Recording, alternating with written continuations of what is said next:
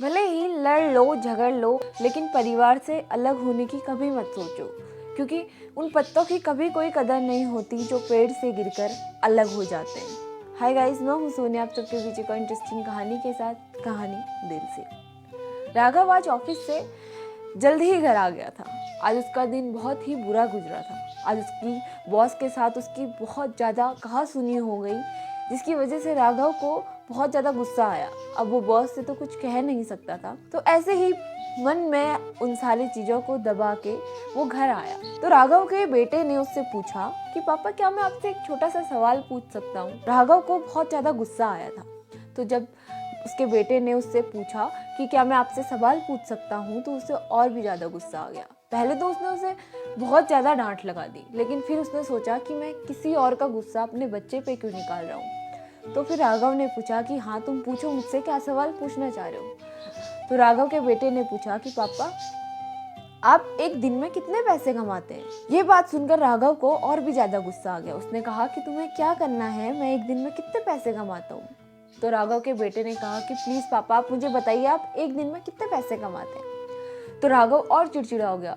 वो डांटना चाह रहा था, लेकिन उसने फिर कंट्रोल कर लिया अपना गुस्सा। उसने कहा कि मैं एक दिन में 400 रुपये कमाता हूँ। अब तुम बताओ कि तुम्हें क्या करना है। तो राघव के बेटे ने कहा कि क्या पापा, आप मुझे 200 रुपये दे सकते हैं। राघव को अपने बेटे की ये बात सुन के बड़ा गुस्सा आया। उसने कहा कि 200 रुपये से तुम क्या करोगे। ये कह के उसको बहुत जोर से डांट लगाई और एक थप्पड़ लगा के उसके कमरे में उसे भेज दिया। राघव का बेटा रोते रोते अपने कमरे में चला गया।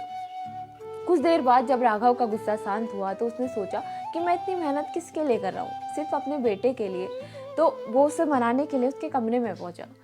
तो राघव ने 200 रुपये निकाले और अपने बेटे से कहा कि तुम्हें 200 रुपये चाहिए थे ना, ये लो।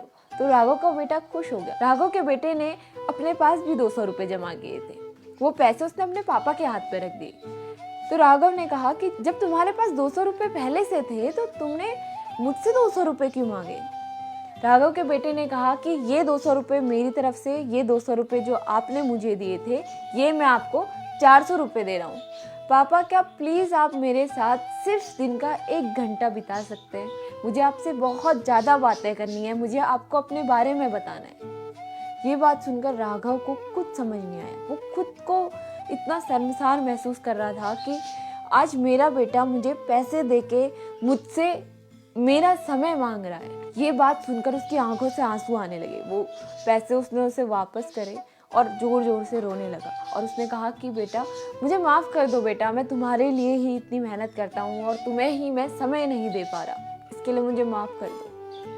कई बार हम अपनी ज़िंदगी में इतने व्यस्त हो जाते हैं कि हम जिसके लिए मेहनत कर रहे हैं, हम उन्हें ही टाइम नहीं दे पाते, उनसे ही बात नहीं कर पाते, उनके दिल में क्या चल रहा है हम उनसे यही नहीं पूछ पाते। धीरे धीरे इस जिंदगी की दौर में हम अपनों से ही दूर होते जा रहे हैं, और ये चीज़ हमें पता भी नहीं चल पाती कि किस तरीके से हम अपनों से इतने दूर हो गए।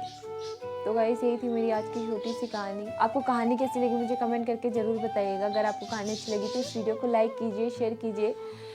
चिड़ियों के लिए दाना पानी जरूर रखें। मिलते हैं आपसे अपनी अगली वीडियो में, तब तक के लिए गुड बाय, टेक केयर।